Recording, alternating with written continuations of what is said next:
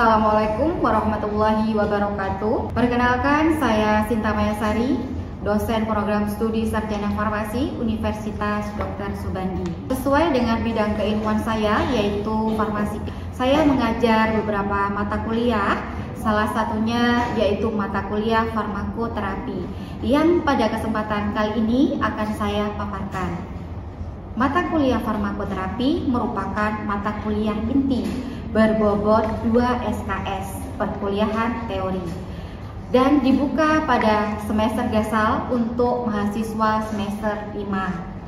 Mata kuliah farmakoterapi membekali mahasiswa tentang farmakoterapi pada penyakit sendi dan tulang, yaitu osteoporosis, gout, osteoartritis, dan rheumatoid arthritis, serta farmakoterapi pada penyakit saluran cerna, yaitu mual, muntah, diare, GERD, PUD, dan IBD. Setelah mengikuti perkuliahan, mata kuliah farmakoterapi ini diharapkan mahasiswa secara individu mampu melakukan asesmen terkait pemilihan obat pada kasus penyakit saluran cerna, baik dari segi pemberian terapi obat, pada kasus seperti gangguan saluran cerna seperti diare, baik dari segi pemberian terapi obat, baik itu obat modern ataupun obat tradisional yang nantinya memberikan efek dan bekerjanya berdasarkan etiologi, patofisiologi, dan gejala klinik berdasarkan evidence-based medicine. Oleh karena itu, dalam mata kuliah ini ditargetkan beberapa capaian pembelajaran. Di antaranya, yang pertama adalah mahasiswa memahami dan menjelaskan tentang pemilihan obat yang rasional. Yang kedua, mahasiswa memahami dan menjelaskan diri segi pemberian dan bekerjanya suatu obat, baik itu adalah obat sintetik atau obat modern saat ini atau obat tradisional yang berdasarkan etiologi, patofisiologi, dan gejala klinik berdasarkan evidence-based medicine. Yang ketiga, mahasiswa mampu memahami konsep dan menganalisis farmakoterapi pada penyakit sendi dan tulang serta saluran cerna. Untuk mendukung capaian kompetensi tersebut, saya menggunakan beberapa buku referensi. Di antaranya adalah yang pertama, buku Goodman and Gilman Dasar Farmakologi Terapi edisi 10, volume yang pertama, dan buku yang kedua adalah buku Farmakoterapi Pendekatan Patofisiologis oleh Joseph T. DiPiro edisi 10, volume 1. Yang ketiga adalah buku Ajar Farmakoterapi Dasar oleh Diana dan kawan-kawan tahun 2022, serta artikel-artikel ilmiah penelitian yang mendukung materi yang akan disampaikan. Baik, di sini saya akan menjelaskan kaitannya metode pembelajaran dari mata kuliah farmakoterapi menggunakan metode DIA, Delivery, Interaction, and Assessment. Delivery di sini adalah materi yang saya sampaikan melalui penyampaian bahan tayang PowerPoint dengan penjelasan secara langsung menggunakan metode ceramah. Sebagai upaya untuk meningkatkan interaksi dan keaktifan mahasiswa, saya selalu memberikan pertanyaan kepada mahasiswa terkait materi yang saat itu saya sampaikan di saat pembelajaran berlangsung. Mahasiswa dapat berpikir kritis serta memberikan opini mereka terkait materi yang disampaikan. Saya juga membuka forum diskusi tanya jawab di akhir pembelajaran. Mahasiswa dapat menyampaikan pendapat ataupun bertanya kepada dosen secara langsung jika ada bahasan yang kurang dipahami dari materi yang akan disampaikan. Terkait dengan asesmen penilaian dari mata kuliah ini terdiri dari 4 poin. Yang pertama adalah penilaian sikap dengan penilaian 20%, nilai tugas 30%, kemudian disusul dengan nilai UTS dan UAS yang masing-masing adalah 25%. Tugas saya berikan untuk meningkatkan pemahaman kepada mahasiswa terkait dengan materi dari mata kuliah ini. Salah satu contoh tugas yang saya berikan yaitu menyelesaikan studi kasus sesuai dengan tema materi penyakit pada saat perkuliahan. Berikut saya sampaikan contoh salah satu video pembelajaran mata kuliah farmakoterapi saluran pencernaan, yaitu dengan tema diare. Assalamualaikum warahmatullahi wabarakatuh. Waalaikumsalam warahmatullahi wabarakatuh. Baik, sebelum sebelum perkuliahan ini kita mulai, silahkan dipimpin berdoa dulu. Dipersilakan. Sebelum memulai perkuliahan kali ini, kita berdoa menurut agama yang diajarkan masing-masing. Berdoa mulai.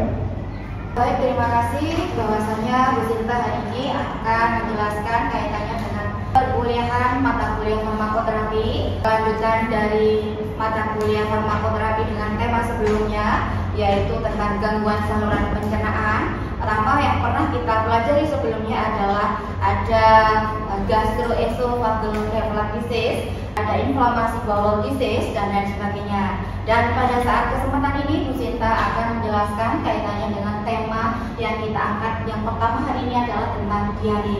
Nah, bagaimana kaitannya dengan farmakoterapi diare yang sepertinya sudah pernah dirasakan oleh mahasiswa, pernah mengalami ya, atau mungkin keluarga dan sanak saudaranya. Bahwasanya diare di sini banyak kejadiannya tidak hanya pada dewasa atau lansia, mungkin di sini banyak juga terjadi pada bayi, begitu ya. Mungkin di sini ada yang mau menceritakan bagaimana pengalamannya ketika memiliki permasalahan diare.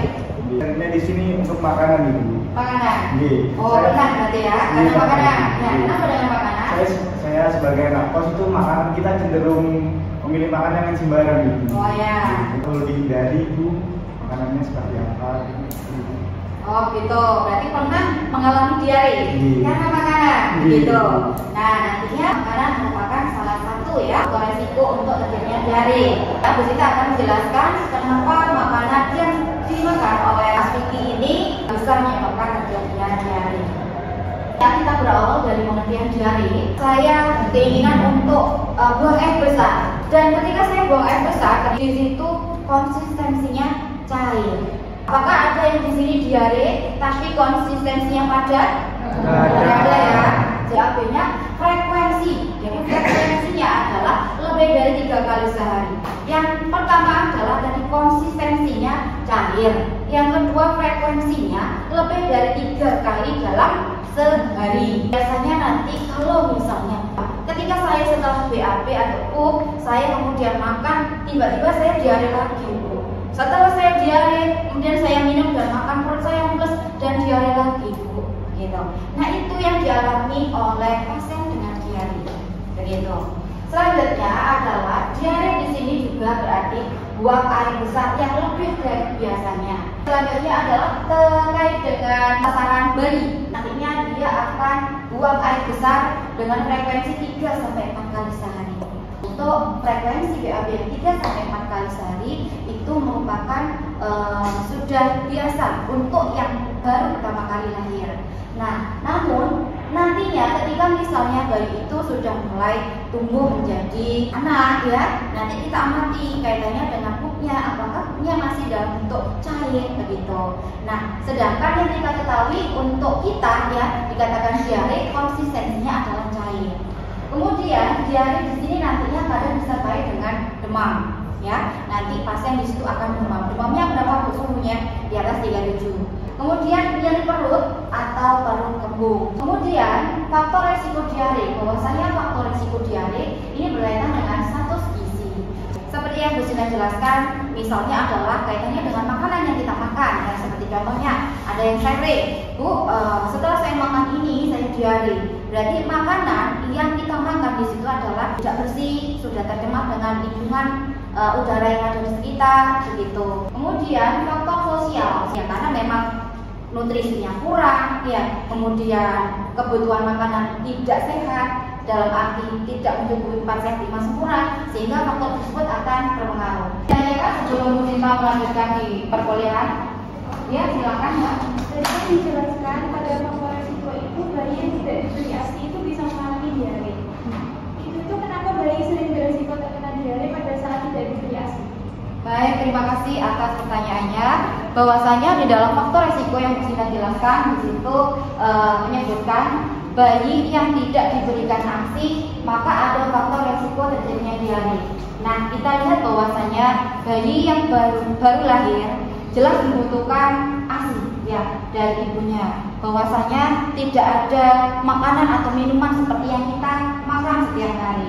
Nah, sedangkan bayi di situ membutuhkan nutrisi yang cukup. Nutrisi itu didapatkan dari ASI. Biasanya yang keluar dari ASI itu adalah kolostrumnya. Kolostrum itu yang berwarna kuning, ya. Itu adalah nutrisi yang paling penting untuk diberikan kepada bayi. Untuk selanjutnya, kolostrum yang berwarna kuning itu akan berubah menjadi putih.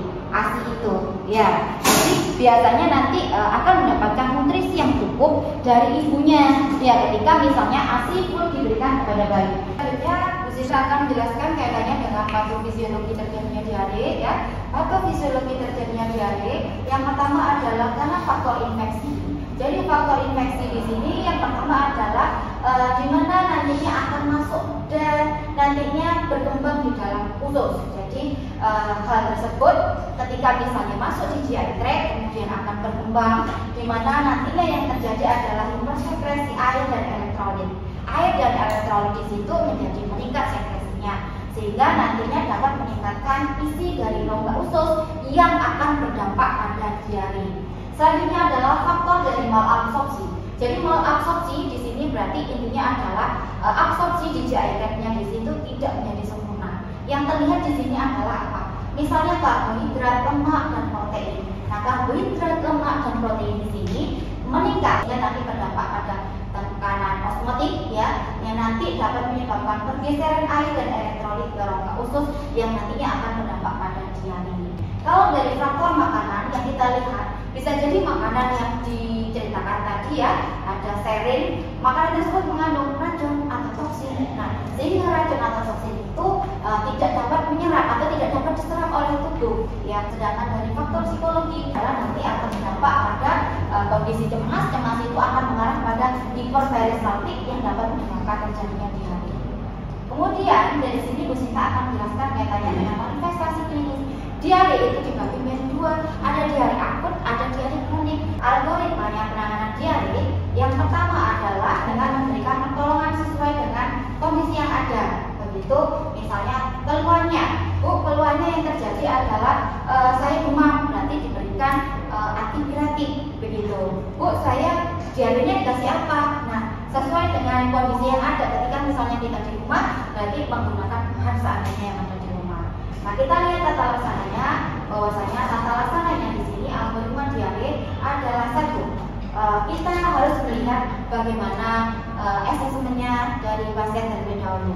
Diarenya sejak kapan, frekuensinya berapa kali, konsistensinya bagaimana, terus habis itu apakah ada lendir atau darah, apakah ada demam. Nah, itu kita harus amati. Kemudian diare akut tadi Bu Sinta bercerita ada yang menunjukkan kurang dari 3 hari. Yang terlihat di sini adalah tanpa demam. Kalau tanpa demam berarti tidak perlu diberikan antipiretik. Ya, nantinya kalau misalnya ada demam berarti nanti kita berikan sesuai dengan kondisi yang ada. Kemudian kita berikan cairan atau elektrolit, berarti nantinya ketika kita misalnya sudah diare 3 kali, saya di rumah, saya nggak punya obat apapun, kalian membuat larutan oralin sendiri, ya, misalnya adalah dengan membuat campuran gula dan garam untuk kalian minum mengatasi dehidrasi yang ada. Begitu. Terkait dengan terapi bisa diberikan loperamid. Nah, loperamid ini bisa diberikan kepada pasien yang diare untuk menangani diare tersebut. Kemudian terapi yang lainnya adalah golongan aksofen dan pengaturan diet. Kemudian untuk demamnya, jelasnya kalau demam nanti kan kita cek suhunya. Kemudian kita cek, ya, ketika misalnya kita rawat inap di rumah sakit, kita bisa melakukan cek feses, ya. Kemudian kita lihat kaitannya dengan sel red blood cell-nya, kemudian nantinya juga kita lihat apakah negatif atau positif. Baik dengan kondisi yang ada, ketika misalnya ada kondisi demam atau tidak, ketika dia itu adalah negatif, maka kita akan memberikan terapi sesuai dengan keluhan yang ada. Misalnya di situ keluhannya adalah hanya diare saja, berarti kita berikan terapi sesuai dengan keluhan diare. Ketika misalnya di situ dari hasil WBC atau RBC di sini dikatakan positif, maka di sini kita harus berikan terapi antibiotik untuk menangani hal tersebut. Jika misalnya di sini adalah kronik di sini adalah diarenya kurang dari 14 hari, maka yang harus kita atasi di sini adalah kita harus melakukan penanganan diare itu sesegera mungkin. dari sini kita lihat bahwasanya terapi non farmakologi. Terapi non farmakologi ini adalah salah satu terapi yang diberikan kepada diare. Jadi ada terapi non farmakologi dan terapi farmakologi. Terapi non farmakologi yang pertama kita adalah harus mengatur pola makan. Nah, mengatur pola makan itu bagaimana? Mengatur pola makan di sini adalah kita harus mengatur pola makan yang dalam kehidupan sehari-hari kita harus makan makanan yang sehat dan bergizi. Dan selanjutnya adalah rehidrasi. Jadi untuk mengatasi dehidrasi, ya, dehidrasi yang kita alami, kita harus membutuhkan asupan yang cukup terkait dengan elektrolit, antara yang masuk elektrolit dan yang keluar itu harus seimbang, sehingga untuk mencegah terjadinya dehidrasi kita harus rehidrasi dengan keseimbangan elektrolit yang ada. Nah, dari terapi non farmakologi yang ada di sini, kemudian ada terapi beberapa farmakologi yang kita sebutkan tadi, ada loperamid. Nah, ada loperamid di sini kita ketahui bahwasanya obat ini sering sekali ketika misalnya kalian di apotek mendapatkan obat ini, pernah tidak? Pernah ya. Nah, nantinya biasanya ada yang memberikan obat, ada yang diberikan obat generik, ada yang memberikan obat paten. Ya, tinggal kalian memilihnya. Nah, sedangkan misalnya di sini kita lihat obatnya adalah loperamid. Nah, loperamid masuk antispasmodik. Di sini kita ketahui bahwasanya bagaimana dia bekerja. Obat itu bekerja untuk mencegah terjadinya diare. Nah, ini mekanisme kerjanya. Dia akan menurunkan volume feses, ya, sehingga fesesnya akan menjadi keras, seperti feses yang normal. Kemudian dia juga akan meningkatkan viskositas, ya, meningkatkan viskositasnya menjadi keras tadi dengan frekuensi BAB yang menjadi menurun. Ya, intinya BAB-nya menjadi normal. Nah, bagaimana terkait dengan farmakokinetikanya? Bahwasanya kita lihat bahwasanya loperamid di sini durasi obatnya adalah 4 jam. Nah, kalau durasi obatnya 4 jam, cara minumnya gimana, Bu? Cara pembeliannya bagaimana, Bu? Ya, kita ketahui bahwasanya loperamid itu nantinya yang akan menjadi terapi ketika misalnya kalian, saya sudah tidak kuat dengan diare yang saya alami, saya mau ke apotek, saya mau membeli obat. Nah, nantinya ketika kalian mau beli obat, biasanya akan diberikan salah satu agent yang ada di sini. Bu, ini obatnya diminum nanti setelah diare. Jadi minum obatnya adalah setelah kalian BAB atau buang air besar. Nah, nanti obat itu akan diminum. Bu, sampai berapa kali? Ini kan di sini terlihat durasinya 4 jam, sedangkan sehari 24 jam, maka 24 kali 4 menjadi 6. Jadi bisa maksimal diberikan sampai dengan 6 kali. Kemudian dari beberapa obat yang ada juga ada golongan adsorben, yaitu ada kaolin, pektin, ada bismut, ya. Kemudian antibakteri. Nanti terapi antibakteri ini dapat diberikan ketika misalnya positif ada bakteri di situ, dan juga dapat diberikan antibiotik jika diare tersebut dikarenakan infeksi dan sudah mendapatkan penjelasan dari dokter.